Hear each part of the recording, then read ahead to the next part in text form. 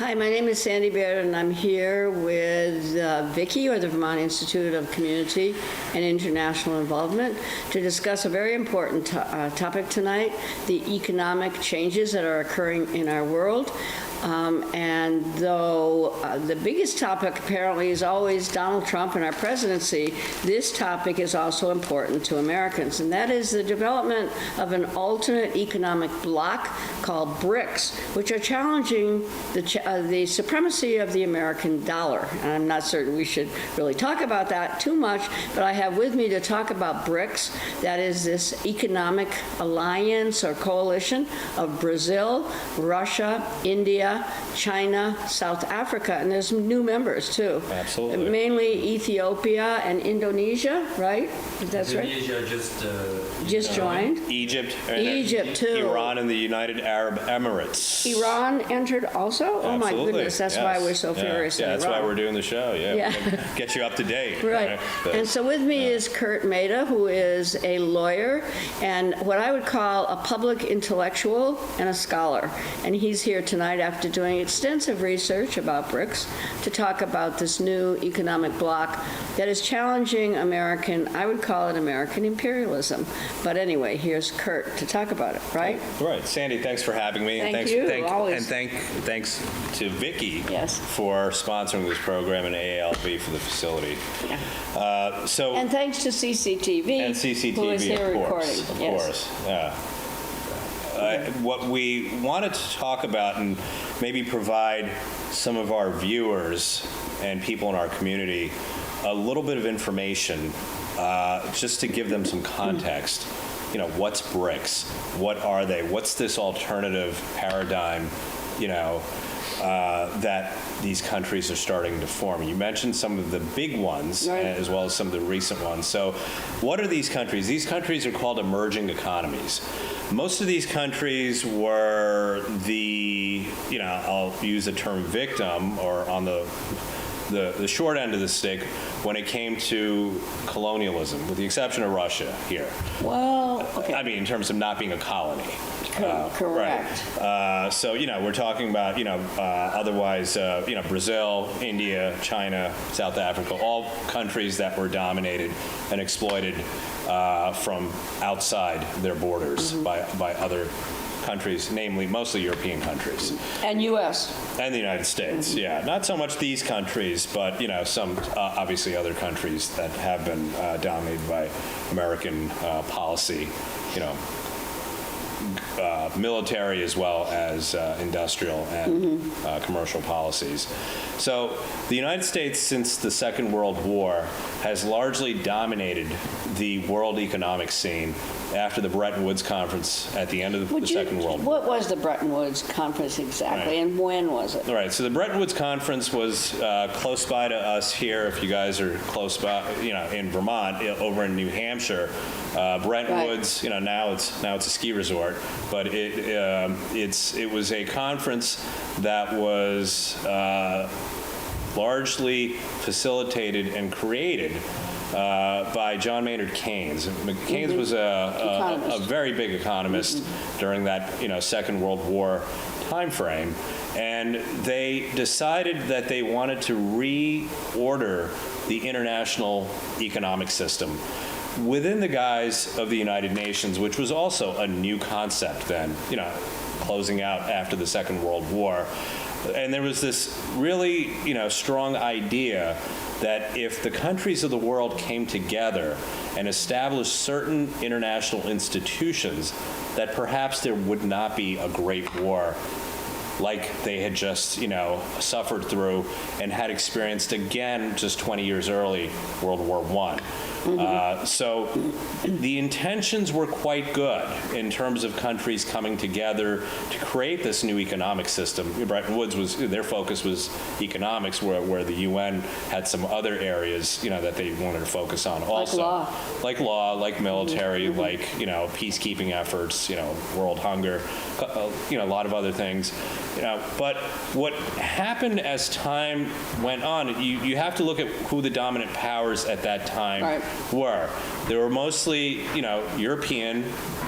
You had Canada and you had the United States. So we're talking about a pretty select group of countries, and a pretty select group of countries, in terms of ethnicity, too.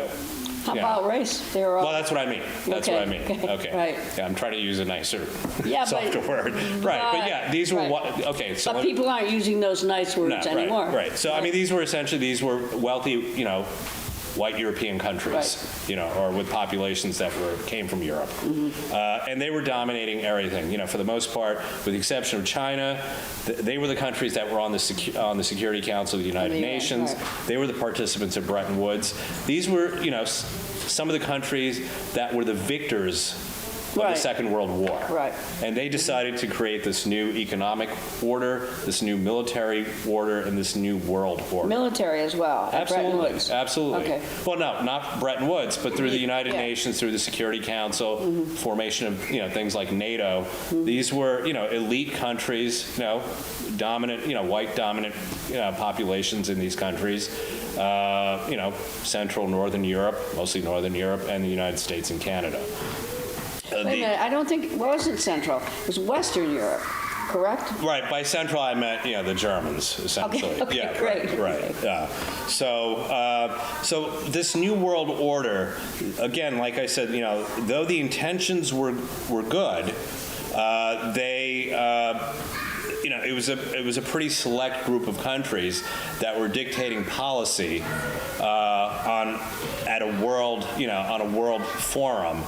And the dictating of policy applied to countries that were formerly colonies, which was a good portion of the world. That was most of Africa, that was most of Asia, a lot of South America also. Right. What you'd also call Latin America, correct? Latin America, right. absolutely. Right.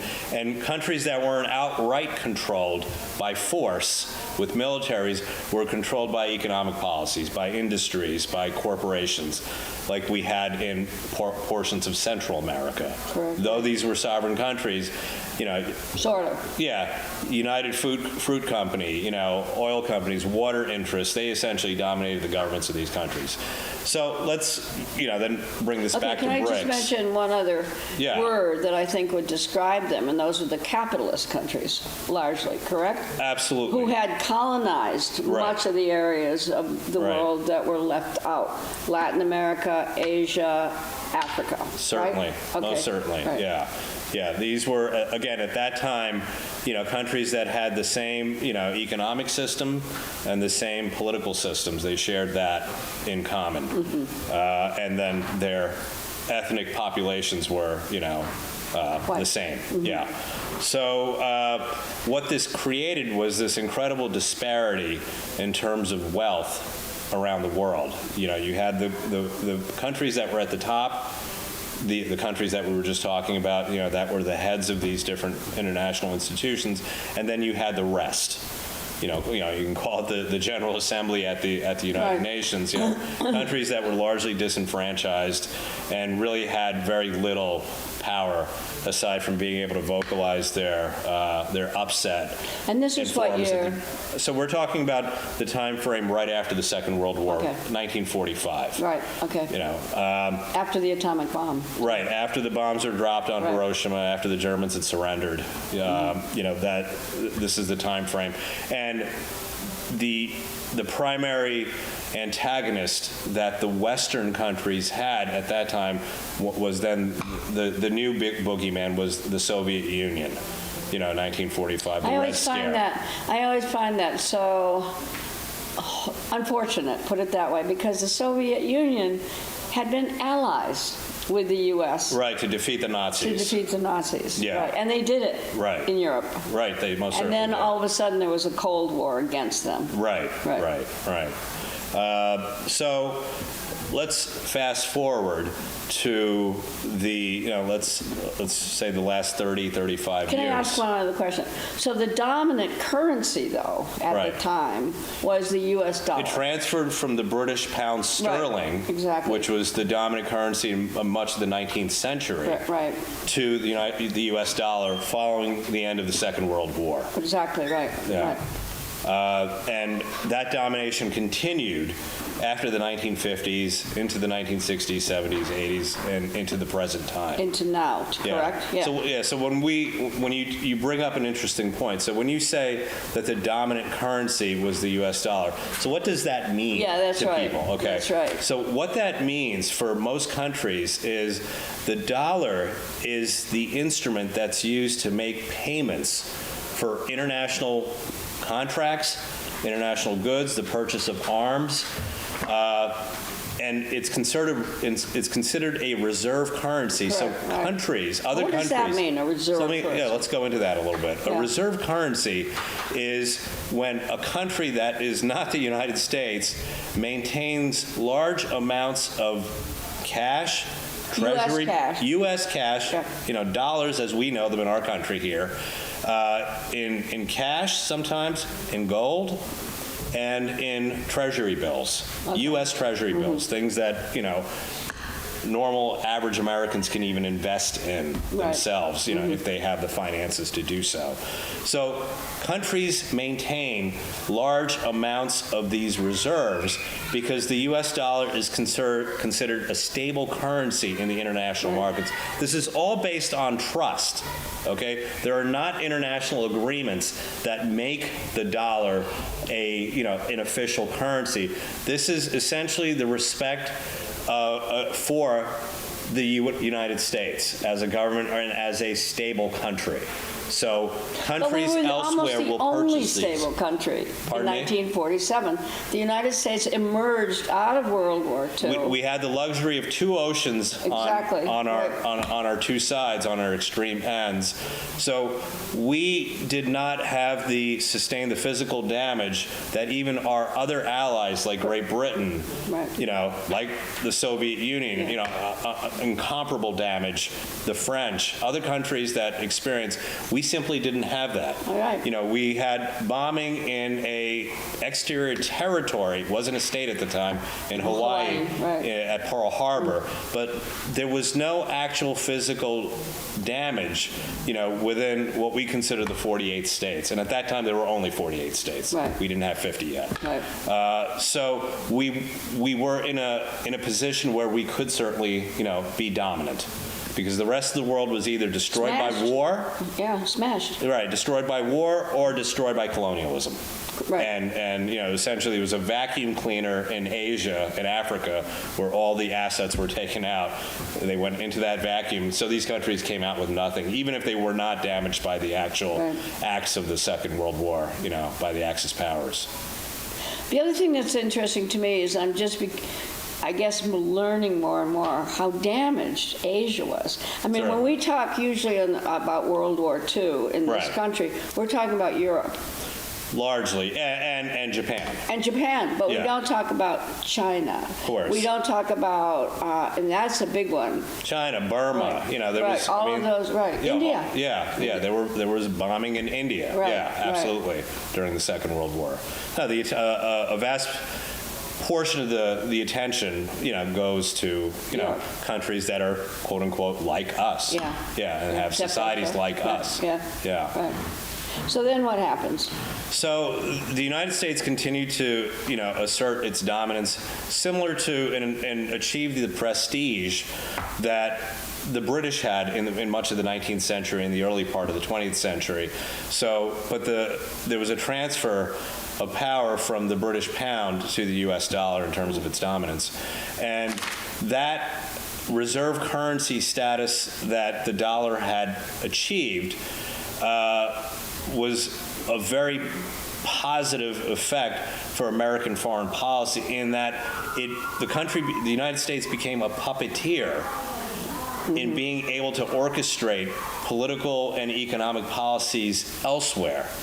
We had the power of sanctions, which are extremely powerful. What are they? So we have about 20 countries right now, approximately about 20 countries in the world, that the United States has a sanctions regime that has been implemented against these countries, largely because in some cases there are humanitarian disasters in those countries, and the governments are hurting or killing portions and subsets of their population. In other cases, there is simply a disagreement on how they conduct their political affairs. So we've been able to use the US dollar, because it's a reserve currency in so many different places, as a means to secure compliance from these countries politically with a certain type of a modicum of behavior that we want them to, to essentially to follow. Right.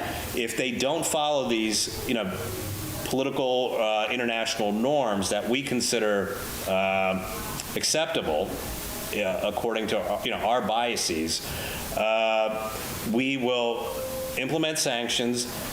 If they have large amounts of U.S. dollars as reserve, as their reserve currency, because they need them in order to conduct their international affairs, we can freeze their assets. Wow. And it's essentially like, if you have a lot of money, if the average person who's watching this has some money, in the bank, and they go to their ATM, and then the ATM machine spits the card back out, and there's no money in the little window. That's what happens when your assets are frozen. You essentially have no ability to access money that you have. And this is money that they purchased, U.S. dollars that they purchased. They may have purchased treasury bills, gold from the United States, silver, assets from the United States that they can now no longer touch. Let's go to BRICS now. So what's BRICS? Wait a minute. But name some of those countries that the United States sanctions. Iran. Iran now. Iran. Well, now we're talking. But for years. Yes, certainly since the 1979 revolution in Iran. A country Cuba. that's been heavily sanctioned. Cuba since the 59. Since Fidel Castro came. Well, actually, the sanctions came in 1961. Correct. Yeah. And since the invasion of Ukraine by Russia, there's been a significant sanctions regime that's been implemented against Russia in the last, 4 years, 3.5, 4 years.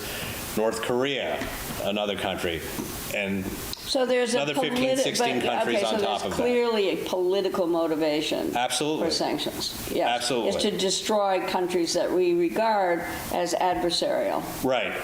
Destroy, or in some cases, not destroy, but to achieve compliance with what we deem as acceptable international norms with countries that are our allies right now. Is it the equivalent of tariffs today, for example? How the tariffs are being tariffs. Okay, so currently, we had last month, we had a new president come in, and the bully pulpit, the strings that the puppeteer wants to use, in this instance, is the use of tariffs. It's easier because the President of the United States can implement those tariffs relatively quickly because of the powers that the Constitution, delegates to, in this case, him. And it's easier to put together than a complicated sanctions regime, which is often something that requires an act of Congress. So tariffs, sanctions. Against poor Canada. Right, and other countries. Yeah. Right. So I'm going to try to fast forward to BRICS. Right. So BRICS. What is BRICS? So BRICS is it started out as an informal intergovernmental organization of countries that made up what's called the Global South. So the Global South is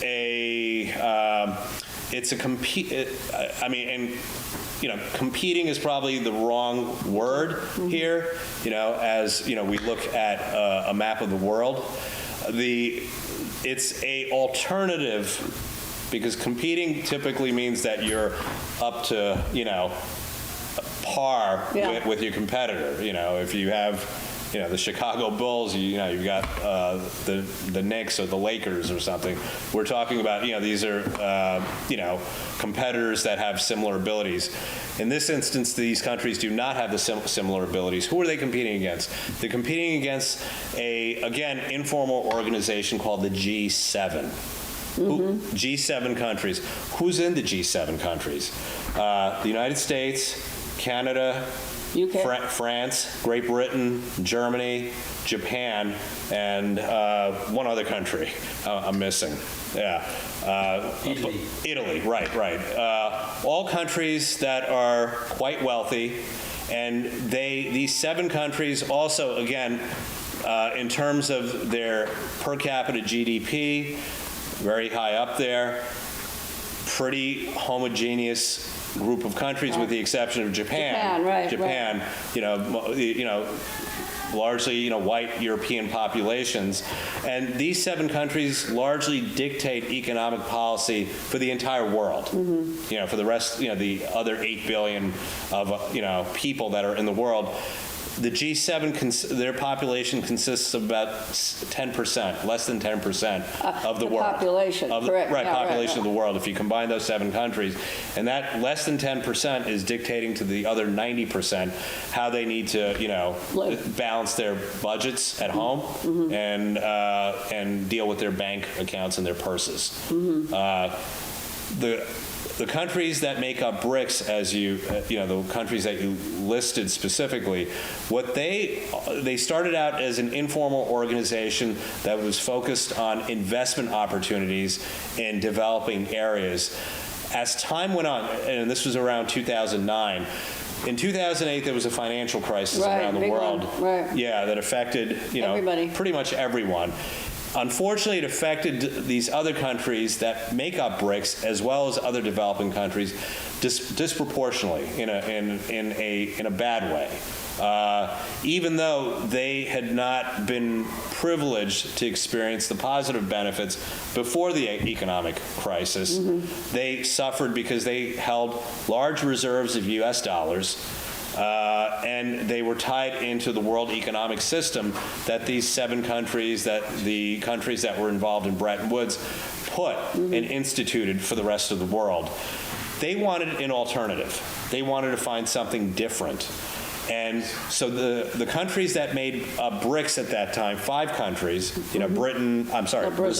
Brazil, Russia, India, China, and South Africa, they decided to meet together on an annual basis, increase their cooperation, and come up with an alternative system. Of economics. Right. Where these other 7 countries that make up the G7 aren't in a position to constantly dictate to them what they need to do. The G7 largely control the IMF, the International Monetary Fund, That's right. as well as the World Bank.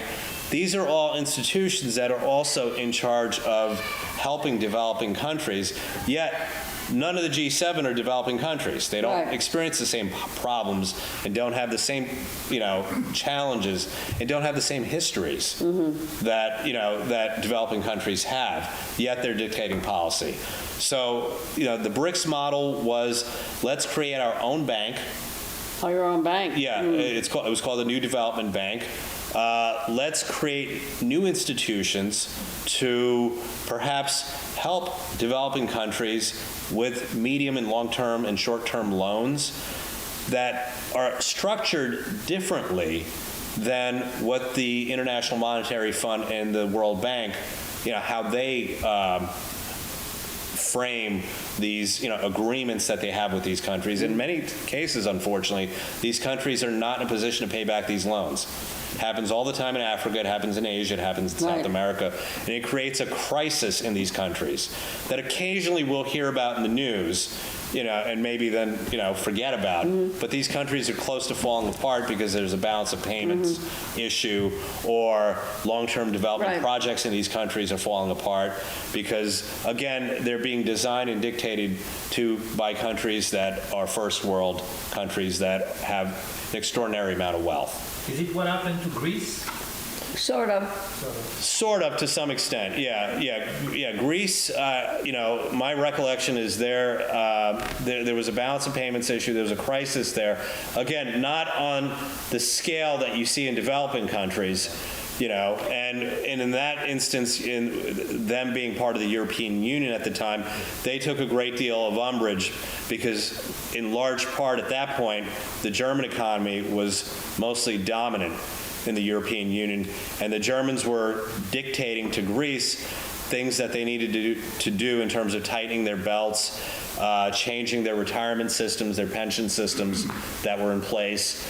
And the Greeks took a great deal of umbrage. But in Africa, in offense. It destroyed many countries, even mine, and we call them the structural adjustment. Yes. Right, structural adjustment, right. Yeah. So, I mean, look, in terms of scale, when you talk about what happened in Greece, in terms of lifestyle, you're talking about certain luxuries that have to be, foregone and given up on. When issues in Asia and Africa, you're talking about food, education. You're talking, Yeah. but you're talking about Yeah. food Yeah. in terms of what you're going to have for dinner that evening. We're not talking about foregoing a vacation or two, and not being able to go on your boat in this summer. So it's the impact is devastating in Asia and South Africa, in South America, and in Africa. When you have balance of payment issues, when countries, have to make these structural adjustments that you mentioned. So BRICS has been an experiment, and in terms of trying to recreate an international order, we have a more multipolar world right now, where it's not completely dominated, not completely, by a couple of Western European countries and the United States. There's wealth, these are emerging economies, there's some wealth in Brazil, there's wealth in Population, Russia, too. yeah, there's wealth in South Africa, there's wealth in India and China, of course. And these countries are coming together to try to create a new system, if they can. They want to create a new currency reserve, not just rely on the dollar, because what they've seen, what the Russians have seen, what the Chinese have seen, what Iranians, of course, have seen. What, India? What? Is India? No, not as it pertains to the United States sanction system. But what these countries have seen is if they cross the line, politically speaking, Right. in terms of international relations, that the United States, in large part because of our U.S. dollar, we're in a position to crack the whip Right. and try to force compliance with political behaviors, which we do not approve. In some cases, they could be, again, as I mentioned, humanitarian in nature, and a lot of times they can certainly just be, it's not in our best economic interest that they act that way. So In terms of you mean in terms of the United States? yeah, in terms of the United States, Right, in terms of how we, in terms of the American narrative, Right, in terms of what's acceptable. Right. So there's been talk about creating a new reserve currency. There's been even talk about creating a super currency between all these countries. Probably far off, but something similar to what the Europeans did with the euro. The premise that, 60, 70 years ago, that the Germans and the French would have the same currency, I know, right. you couldn't even believe something like that. Right. You would have been laughed at, but Well, the they were Europeans at war. haven't. Well, right, they were constantly at war, Right, over the last 300 to right, 400 years, right, right. right. But the fact that they achieved a single currency. So there's been talks with, in between the BRICS nations of forming a super currency, and then there's also a more realistic talk has been creating a reserve currency that's an alternative to the American dollar. Which is very threatening, though, to the United States. Extremely threatening to Why? the U.S. dollar. Why does the United and States the United care? States. The United States cares because there's a number of reasons. One is that American hegemony in much of the world, in terms of cracking that whip, in terms of forcing compliance with respect to international norms, that will be diminished. So that's one issue that we have. The second thing is it's in our best interest when these countries purchase our currency and have them as a reserve currency. They're essentially buying U.S. dollars. It beefs us up, our reputation in the world, and continues to foster an environment where we continue to be dominant on the world stage. And if there's an alternative currency that's chosen Like as the a ruble. reserve currency, Right. or a new currency. Right, There's been exactly. talk of cryptocurrency, Bitcoin as an alternative. And President Trump seems way into cryptocurrency. Right, but not when it comes to using any alternative currency Right. as an alternative to the U.S. dollar. Right. There's been a lot of news. The president, back in November, was asked to comment about a potential emerging alternative reserve currency in many of the countries that are a part of BRICS. And in November, the president mentioned, when he was the president-elect, he mentioned that he would probably favor instituting a 100% tariff against 100%. So essentially, if you're purchasing this microphone and it's made in China or in India and it's $20, you would have to pay $40 for it. 100% of the price, would be increased with a 100% tariff. The president was quoted just a few days ago, again, because there's been additional talk. There's going to be a conference amongst the BRICS nations this year. I believe it's in Brazil. And again, they're going to be talking about the prospects of creating this reserve currency, a new reserve currency, as an alternative to the dollar. And what's he going to do about it?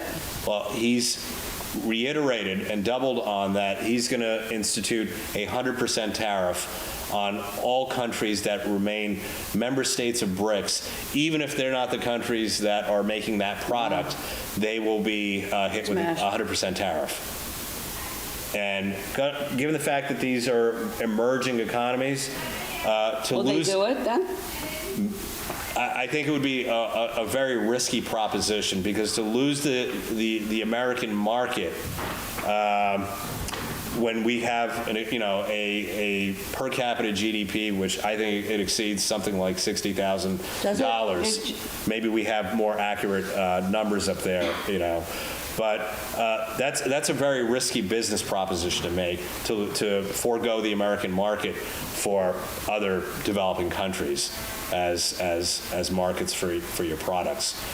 But that's the threat that the president now has put out, in the event that any countries, the BRICS countries specifically, decide that they want to use an alternative currency.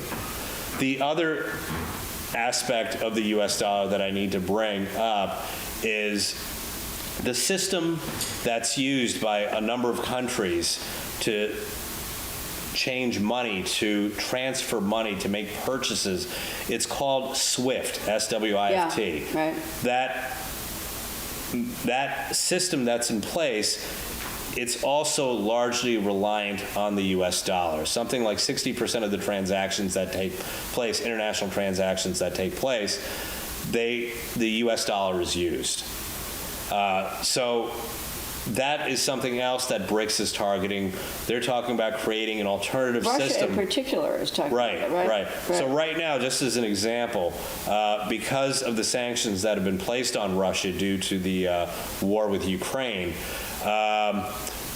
their foreign reserves, as they were in terms of what they held in U.S. dollars, have been frozen by the U.S. government. That's one of the many sanctions that have been, applied to Russia.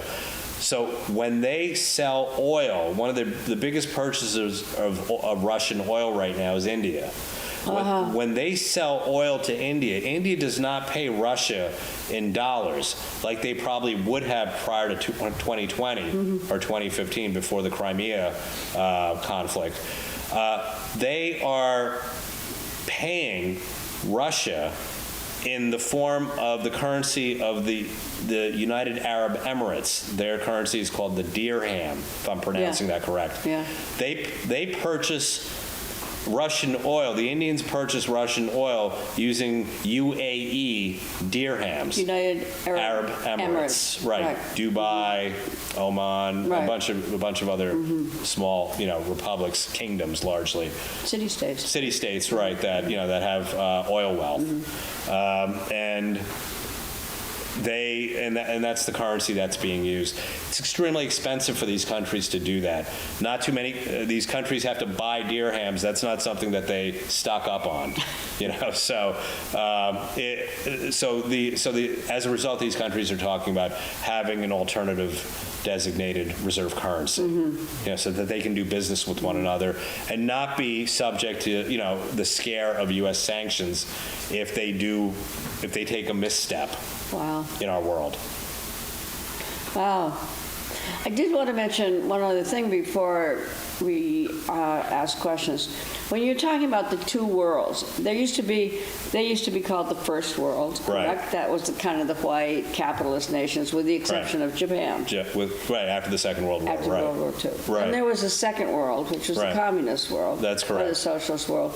What we're talking about is the third world, though, now coming to some kind of emerging power. Right. Yeah, you're talking about countries that at this point, anywhere from the 1940s to largely the 1960s, when it comes to Africa, started achieving their independence. That's right. Now that's what I wanted to talk about. Right. They started achieving their independence, and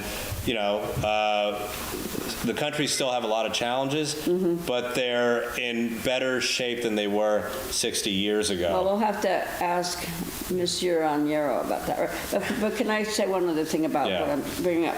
So these were the countries that were the colonies of the white European powers. Yeah, in large part, with the exception of Russia, right. Right, well, let's leave Russia for a moment. Yeah. Okay, so these were the colonies in both Africa and Asia that were colonized by the white European powers. Right, and in South America by commercial interests. By U.S. commercial interests. Yeah, U.S. commercial interests, that's correct. So because what also happened after World War II were all these colonies struggled to receive their independence. Of course. Through war.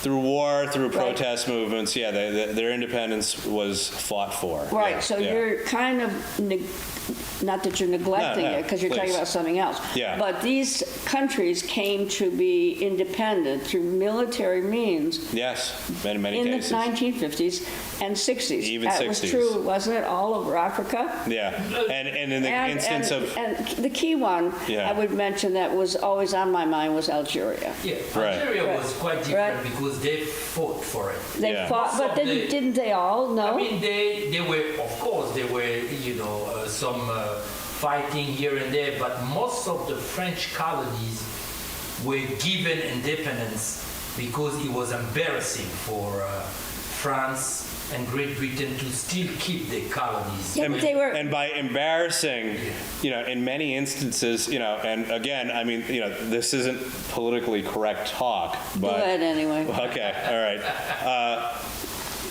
The Germans bombed the hell out of these countries. Right, in World War II. And during the Second World War. That was not, the Nazi objective was not to give people of color independence and agency, okay? So let's, preface what I'm saying.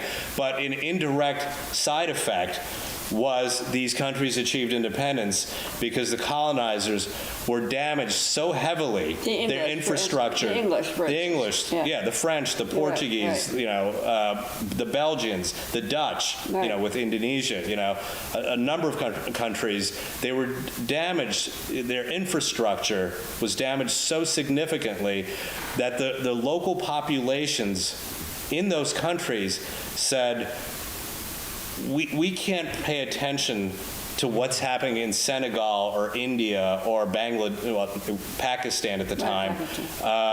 We need to rebuild Manchester and Birmingham and Rotterdam.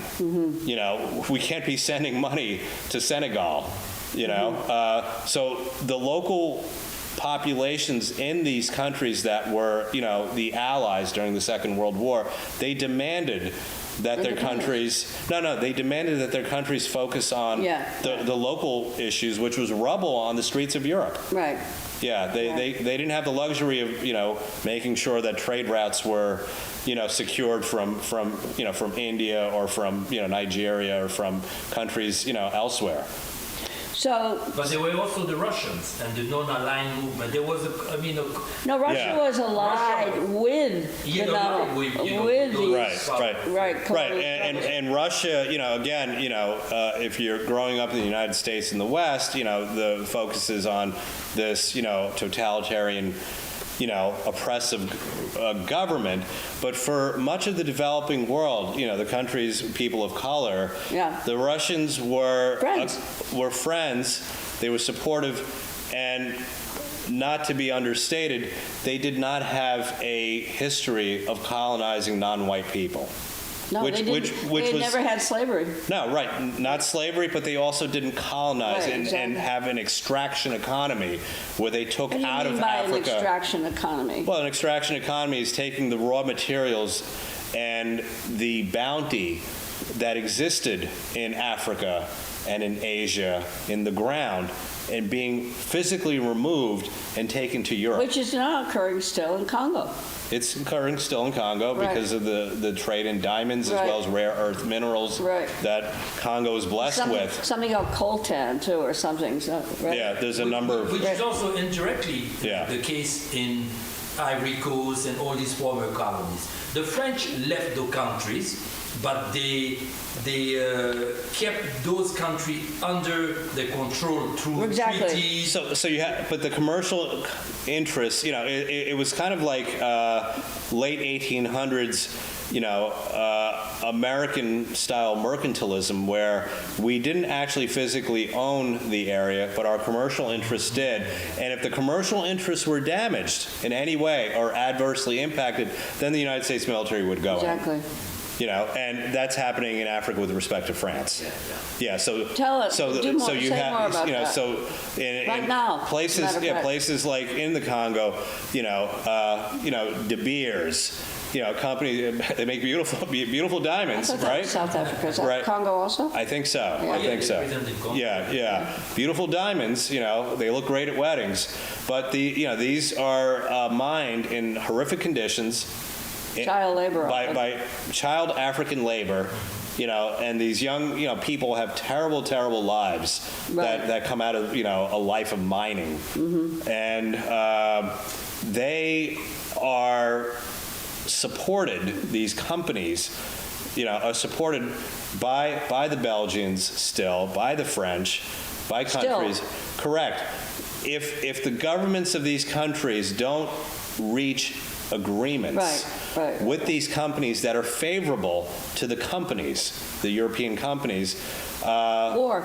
there will be war, or there will be indirect war Sanctions. by sanctions, by supporting guerrilla groups Yeah. to take down the leadership Right. that's in those countries that's not complying with what the old feudal masters, colonial masters, what they want, which is compliance from these countries, even if their militaries are not Right. there anymore, even if their currency is no longer the French franc.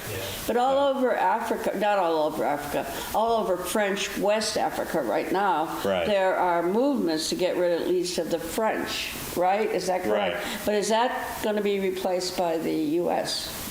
What do you think? That remains to By be seen. stuff like Africa.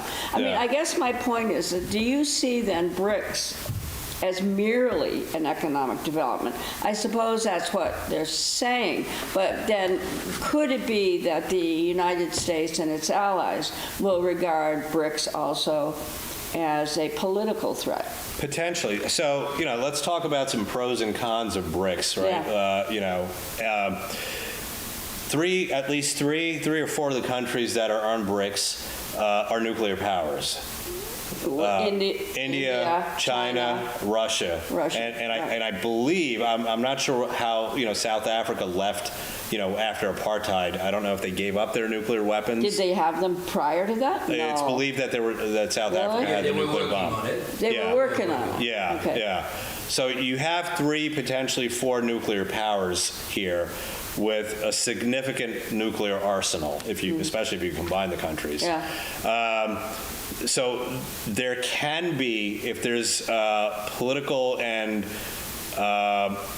military cooperation, there is the potential for BRICS to become something bigger, and I think that's a direct threat to the Western establishment, to NATO, to the European Union, to the G7, all these different groups. The problem is, and it's two countries. If India and China can figure out a way to get along, I thought they were trying. They were getting better. It's a long way. Right. Both countries have hundreds of nuclear weapons Together. Facing each other. Right. And they have a common border. Yeah. It would take seconds for those countries to be obliterated. But they must know that. Of course, but those nuclear weapons are on the edge. Yeah. I've been to both places Have on you? the edge just in the last year, and the military infrastructure is unlike anything I've seen in the world. It seemed like Have you seen that a science much? fiction. Have you seen that much? Absolutely, right in front of me. Yeah. So these countries, and this was as of last January 2024. What did you see? What did it look like? It looked like Armageddon.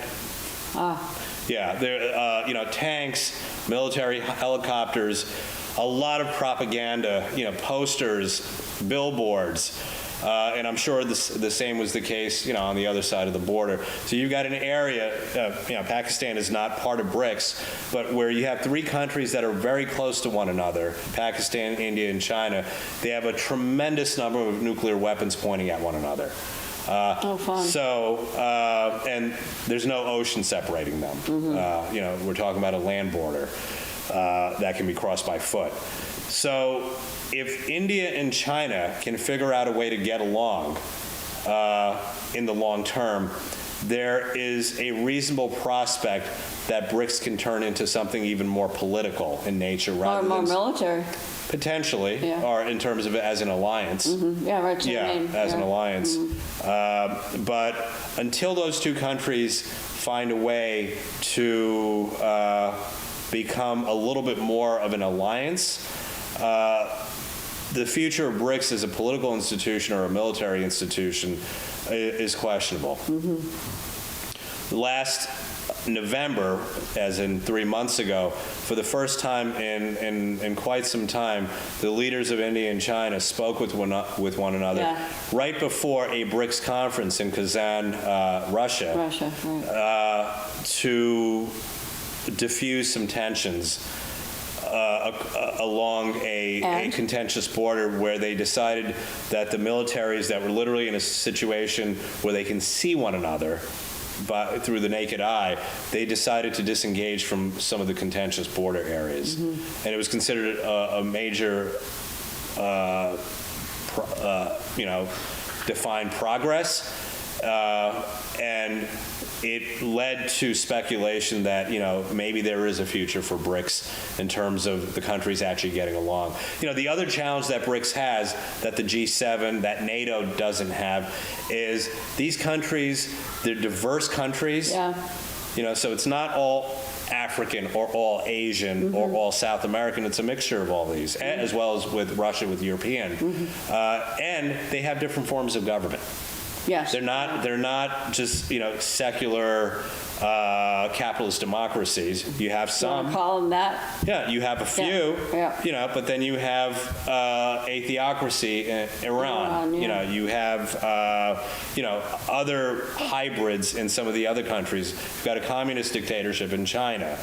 Sort of, right, right. But and then you have a couple of democracies, as Brazil, India, South Africa are democracies as we define them. So these are different forms of government. Question is, whether they can all work together to create a new world economic policy for developing countries, that were disproportionately, damaged during colonialism during the Second World War, and whether they can, put something together that's long-lasting and, sustainable. But what unites Wait a minute. Does Ian have a question? I just want to just say that what unites them, even though they're not like democracies, there's like different. You know what unites them?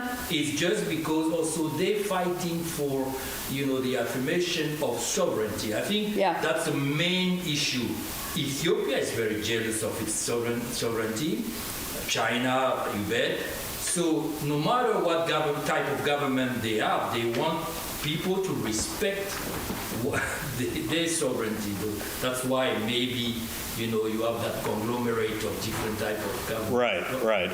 Yeah, and I don't disagree with that, but again, I think it's difficult to, ignore the two elephants in the room, which are India and China. Yeah. Because it's not just a disagreement about government policy. Both countries claim parts of the other country as part of their land. And it goes back to these are historical claims.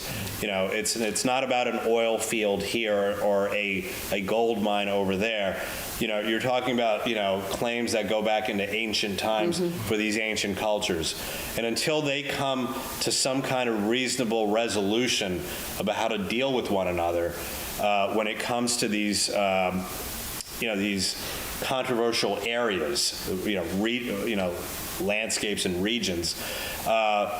The future of BRICS as a political institution to fight a very unified NATO and G7, it's going to be difficult. I mean, if in any kind of we're talking about a figurative battle, if the other side is not united and you have one side that's completely united and then dominated, in the case of the G7, by the United States, it's tough to stand up, But they might learn something that everybody should learn is in their own self-interest. Yeah. It might be important to give up these inter-alliance competitions. Yeah. But anyway, Ian. Well, you have male leaders with egos, so. Well, we all have that, don't we? So good luck with that. Yeah, I know. Ian, did you have a question? Well, I've really appreciated all the history that you've been teaching us and the present situation. I'm now speculating about the future, which, is perhaps one of the most intriguing parts of this discussion. I've been keeping an eye on the graphics, and what I see is a huge landmass occupied by BRICS countries. Right. And correspondingly, I'm assuming a huge population and the graphics are showing an increase in the economic activity, so certainly rivaling the dollar economy countries. And perhaps the sort of the tipping point might then be Africa, which is interested in BRICS, but it's only South Africa that's one. Obviously Africa has huge population. Yeah, South Africa and Egypt is a current member of BRICS. I mean, it is. And Ethiopia. And Ethiopia, yes. So three countries. An area of speculation, and also because of the natural resources. Obviously, of course. The natural resources, the raw materials there are a lot of those to be found in present BRICS countries. Right. What about the future of Africa? I think especially Africa would start getting involved in BRICS. Right. So, I mean, just a comment. I mean, you bring up an interesting point, Ian. 40% of the land mass of the world consists of BRICS countries. And the populations. And the population is 50%. 50% of the world belongs to BRICS countries. And now just to, create a comparison, just to get a sense of context, when it comes to the G7, it's 10% of the population and significantly smaller in terms of the land mass of the earth. But they're still in a position where they're dictating what do you policy. What do you think, anybody else have any? What do you think is going to happen with President Trump and this new American kind of, I wouldn't say strength, but bravado about, since the new president has come in, we're certainly demonstrating, I think a more muscular foreign policy that's more transactional than alliance-based. Or military, even. Yeah, but in terms of what was considered, after the Second World War and the creation of the New World Order, this, almost sacred alliance that we had with NATO, that's what I was just about to say, that doesn't seem to be that critical in President Trump's Right. administration. In fact, he has really trashed NATO in a lot of ways. Right. I mean, and this isn't a condemnation or condoning on my part, Right. but if, throwing in some history, if you go back to the farewell address that President Washington gave, Right.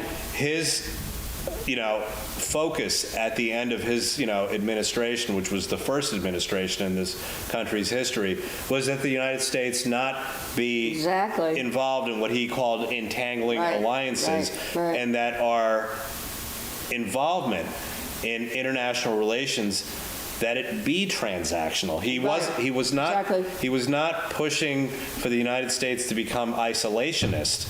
He said we have the luxury of two oceans, and at that time, no, Planes. airplanes, Right. but he did want the United States to become engaged in the world, but on a transactional basis when it fit the interests of the United States. America first. America first. Right. He and many of the founding fathers, regardless of their flaws, saw what the alliances in Europe were doing. They were nothing but excuses for countries to, be unfortunately involved in lengthy wars. Mm-hmm. Sometimes lasting decades. And the founding the 100 fathers. Years' War. 100 Years' War, Right. yeah, the 7 Years' War, Yeah. what we call, the French-Indian War, that, the Europeans had, a different name for that, War of Austrian Succession, all these wars, and the founding fathers at the time that the Republic was created, ours, was, their premise was we did not want to be engaged in these alliances and be pulled into wars. And they were right. At the time. I think still. Right, for that, Yeah. Not that we, at the time, did not try to dominate Latin America, but, a different story. We were not engaged in numerous wars with the Europeans at the time. And I think perhaps, maybe I'm giving him too much credit, but perhaps the current president may be following that line of thinking and dictating foreign policy on a transactional basis when it fits the United States interest, and, Well, why and shouldn't that's it it. fit the United States interest? Without maintaining Military these, dominance, without maintaining, excuse me, the alliances, Sandy, Right, exactly. that we've had, for many decades, Right. which, we considered some of these relationships But sacred. building this upon hundreds years of this alliance and the result of this alliance. It's so easy to come today and say, yes, I want to just do transactional, relations. Yeah. Which basically means based- commercial, right? Yeah, but yes, Large part, based yeah. on Yeah. histories of this domination. Yeah. The dollar, for example, can the U.S. drop the dollar as the dominant money No. and go like? Yeah, you No. have the dollar and the institutions of IMF and World Bank Right. to serve another purpose, which is only transactional. If you come and say, we don't use the dollar anymore with your transaction, and then we're going to do transaction, come with your yuan, I come with my dollars, then I can understand that maybe the new president is bringing a new era, a new dawn. But it's like, it's good when it serves the interests of the U.S. I mean, you make a great point, because I think in order to achieve compliance right now, the president's, even if we try to line this up with George Washington's vision, I think if there was a movement away from the dollar, if the tariffs don't work, Yeah, I think the military would probably be behind. And that's always Yeah. historically been the case. Yeah. I mean, it's always been that, yes, the United States presidents, the early ones especially, said, stay out of the wars of Europe. Yeah. But if, for instance, the Europeans threaten us financially, then it's coupled with military Right. might. And in the developing world, largely, like the pattern was Right. usually, first you send in the missionaries Right. to convert the people, then you send the commercial interests, and then if the commercial interests are threatened, then the military shows up. Exactly. Yeah, so, Nixon came and dissociate the dollar with gold reserve, Yes, right? yes. Yeah, I think largely that it was because the United States, because of the losses we were suffering in Vietnam, became extremely expensive, and in large part had to appeal to the West, at that time, the West That was- Germans and the Japanese, for loans. So for That was in many 1974. For Right. many countries in the global south, Yeah. the dollar is just a Ponzi scheme, Yeah, according to them, that is, imposed to them militarily. Of course. So what is can the dollar still be a power money, a power currency, even though it's not backed by the dollar? It seems to be at this point. I mean, right now, look, and I'm just talking about the reality on the ground. 60% of all international transactions that take place around the world, they're conducted by means of using the U.S. dollar. That's the way it is right now. Can that change? Absolutely. Maybe. Can I Trump- think the president's intention is to increase that from 60%. Yeah, right. And BRICS wants to take it the other way, I mean, to reduce it. Yeah. So what do you, I mean, it also seems to me that the United States is in demise in many part. I'm not certain, of course, about that, but So if I strictly look, I don't know if you mean that as a society, or if Well, I look as a- at just both. nothing but the economics. right. Nothing but that. Let's just The talk United about States, regardless of what one deems the coronavirus COVID right. pandemic, the United States came out of that pandemic without having suffered a recession. That was not the case anywhere else in the world that I can think of. We came out of it remarkably well, yes, there was inflation. There was inflation everywhere. Yeah, I had the chance to visit a few different places around the world in the last 24 months, very far apart. And every cab driver, the most common thing was, we love our leader, but he's not doing anything about inflation. She's not doing anything about inflation. From Europe to Southeast Asia to South Asia to Africa, places that I visited over the last 2 to 3 years, it was a common refrain. The American election that we had in November, I think was a throw out the incumbents attitude, which was true in Indonesia, in India, in countries in Europe, in countries in Africa, and we're not immune from things that happen in the rest of the world. And I think that's what it was here too. But that being said, our economy continues to do relatively well compared to our competitors.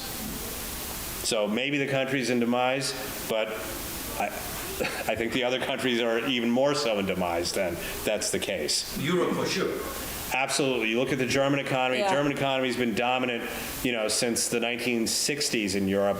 They're having some significant problems. Right. And as a result, politically they're right. possibly exercising some extremes in that country. And Marine Le Pen can come in France anytime because Macron is just resisting. Yeah. But France is like no longer the power. So much so that Macron is, he's been approaching, Trump. they're all approaching Trump. Right, yeah, they met at Notre Dame, I think before the changeover even took place, inauguration, yeah. All right, any further questions so we can let our poor broadcaster go? Any other thoughts? Thanks, Kurt, that was really fun. Yeah, it was a lot of fun, Sandy. Thank you for having me, and thanks to Vicki. We'll be back with you, I hope. Thank you. Okay. The next program that we will be doing for the People's Law School next will be called the 14th Amendment Birthright Citizenship, and that will be on Abraham Lincoln's birthday, February 12th at 5:30 here at AALV, where we will be having as a guest speaker Ryan Kane, who's an Assistant Attorney General who specializes in the 14th Amendment, which is currently under attack by the new president president, President Trump. It has to deal with who gets born, not who gets born in the United States, but what is their status? Are they going to be citizens or not? And that's birthright citizenship, the 14th Amendment, February 12th, Abraham Lincoln's birthday at 5:30 at AALV in person and also as a hybrid. Is that right, Eric? Yes, yes. Yes, okay, thank you. Thanks for that.